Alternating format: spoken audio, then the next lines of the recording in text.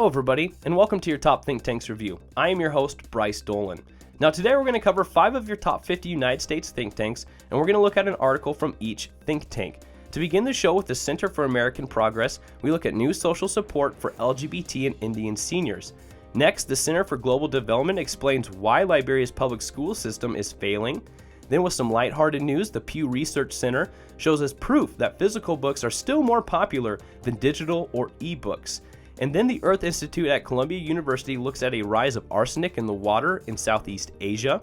And then we will end the show with Human Rights Watch and the recent death of the Uzbekistan president.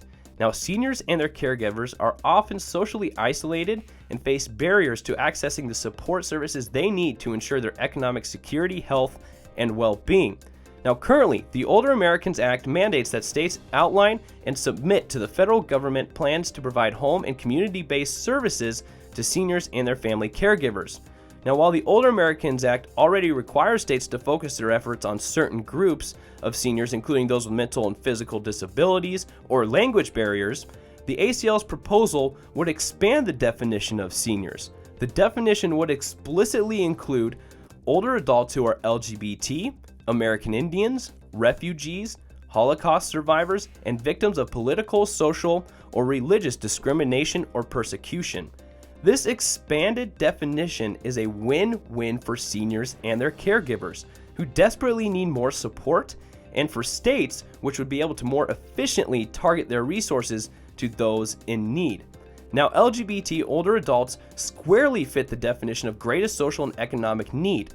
They are more likely to live alone than their non-LGBT counterparts because they are less likely to have spouses or children, and many are estranged from their family of origin.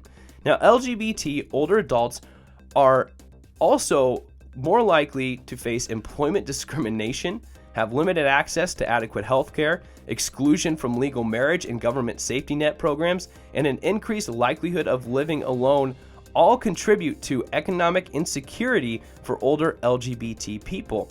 Now, a 2012 study found that transgender older adults face significant levels of isolation, discrimination, and barriers to economic security, such as difficulty accessing aging and healthcare services. Now, American Indian seniors are also clearly part of this category. American Indians living on reservations experience significant cultural and geographic isolation, making it harder for them to remain both socially and digitally connected.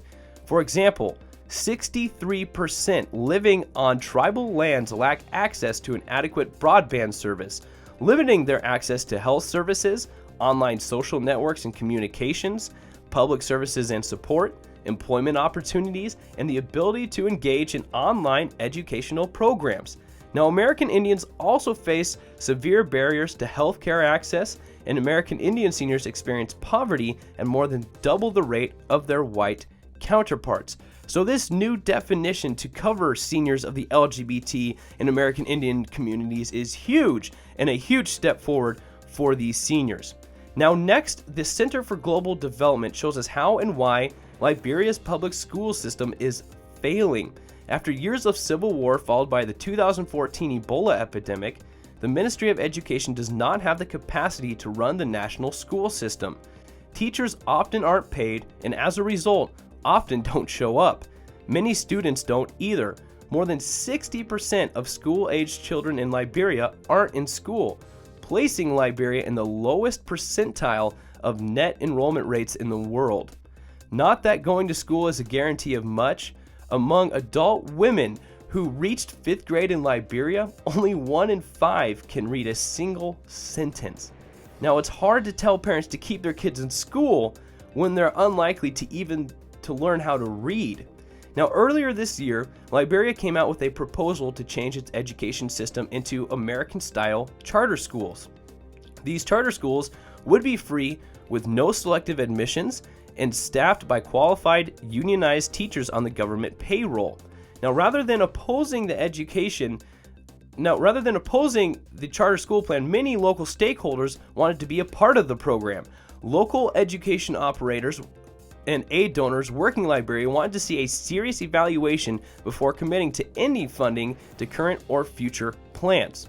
Now, the program that launches in September will start small with 90 schools in the year 2016 and into 2017. Now, there's still an ambitious plan for a poor country with limited bandwidth in the public sector, but it gives the ministry a chance to see what works, to keep a closer oversight of the process, and to iterate the policy before making any decisions about the future of the program. Now, when classes open in September, Liberia is going to try something new. It'll be an experiment, and like any good experiment, it should be judged on the empirical data it produces. Data on whether these schools deliver better learning for Liberian children, both boys and girls, urban and rural. So we hope that now this month, now that these schools are open and in session, we see some changes in this education system in Liberia.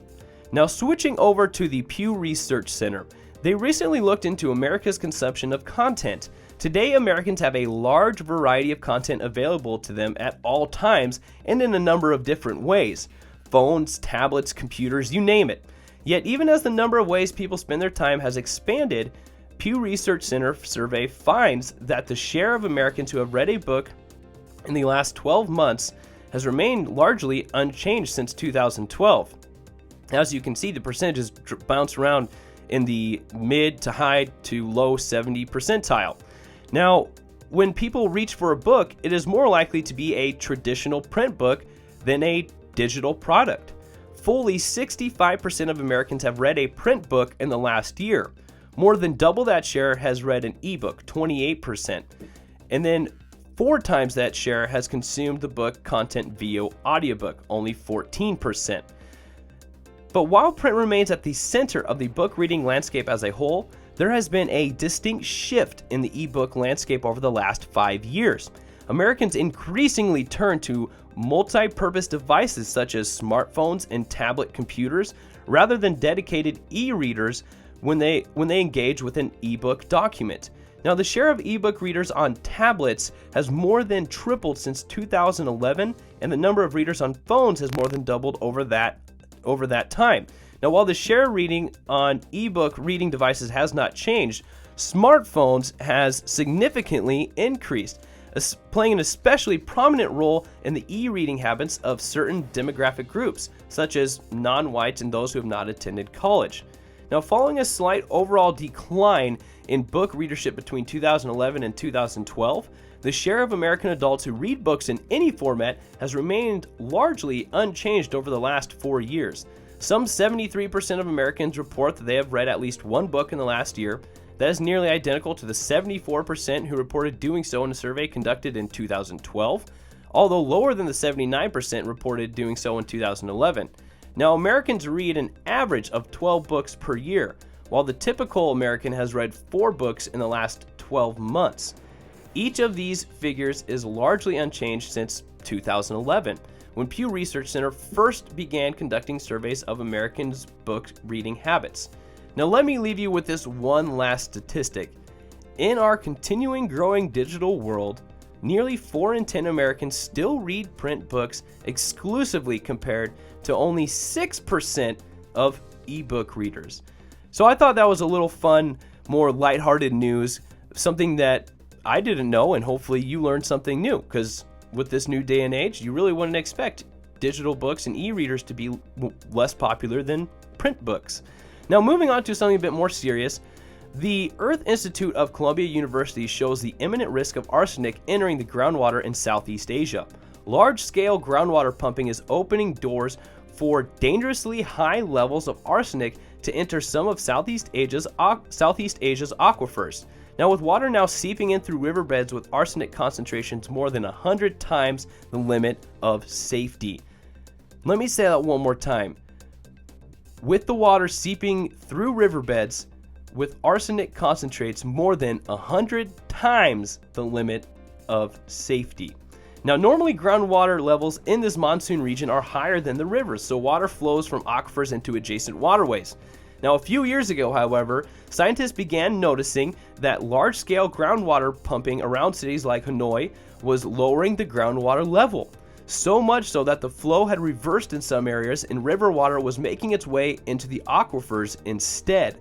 The scientists have since tested the water and riverbed along the Red River near Hanoi and discovered dangerously high concentrations of dissolved arsenic, far higher than expected, but they also found clear patterns of contamination that may be able to help farmers and communities locate lower risk sites for wells. Now, arsenic in groundwater is a problem in many countries, including parts of the United States, but it is widespread in Southeast Asia, where its impact on poor communities has been described as the largest mass poisoning in history. Long-term exposure can cause liver and kidney damage and skin cancers that cause sores on the hands and feet. Arsenic can also affect crop yields. We have this perception of groundwater as this giant underwater lake, a nearly infinite resource, but even in places where the water is rapidly recharged, using it a lot can move water around in ways that affect the location and extent of contamination, said co-author Ben Bostic, a geochemist at Lamont. Now, we're going to end the show with one of your human rights organizations and also one of your top think tanks, Human Rights Watch. Human Rights Watch reports that Uzbekistan authoritarian president Karimov is dead. Now, Uzbekistan's authoritarian president, Islam Karimov, whose death was reported on September 2, 2016, leaves a legacy of political and religious repression. Human Rights Watch said today, his death provides a moment for concerned governments to press for concrete human rights and democratic reforms and accountability for past abuses. Now, during Karimov's over 26-year rule in Uzbekistan, he was president for 26 years, almost 27 years. Authorities detained thousands of people on politically motivated charges, routinely tortured those in prison and police stations, and forced millions of citizens, including children, to pick cotton in abusive conditions. Now, on May 13, 2005, Uzbek government forces shot and killed hundreds of largely peaceful protesters in the city of Andijan, and for which no one has been brought to justice. Now, Islam Karimov leaves a legacy of a quarter century of ruthless suppression, said Steve Swerdlow, Central Asia reporter at Human Rights Watch. Karimov ruled through fear to erect a system synonymous with the worst human rights abuse: torture, disappearances, forced labor, and the systematic crushing of dissent. In terms of a single event in the last 20 years, he will be defined by the Adihan massacre. Now, this was breaking news this morning. He just passed away this morning, September 2nd, 2016. And it's a shame that he died, but it couldn't be any better for Uzbekistan right now. But this bodes the question, ladies and gentlemen, who is left to run Uzbekistan? Who is going to take charge? After a 27-year rule, a president who is known for suppressing human rights, who was known for torture, enforced disappearances, forced labor, and obviously the Adihan massacre on May 13th, 2005 is now gone. So now where does Uzbekistan stand? Well, they need help, ladies and gentlemen. So right now, human rights organizations and societies need to kind of come together and put their focus on Uzbekistan. This country needs some help. They do not need another president like Karimov. Now, I don't know what's going to happen with him, but hopefully something here in the next few months, something will get figured out with a new leader, and there won't be anybody like Karimov in that presidential spot. Now, that's going to do it for our show today, ladies and gentlemen. If you want to find any of these articles, all of the links are below in the description. Please feel free to give us a like on Facebook, follow us on Twitter, or subscribe to our YouTube channel. But thank you for listening, ladies and gentlemen. This was your Top Think Tanks review, and I was your host, Bryce Dolan.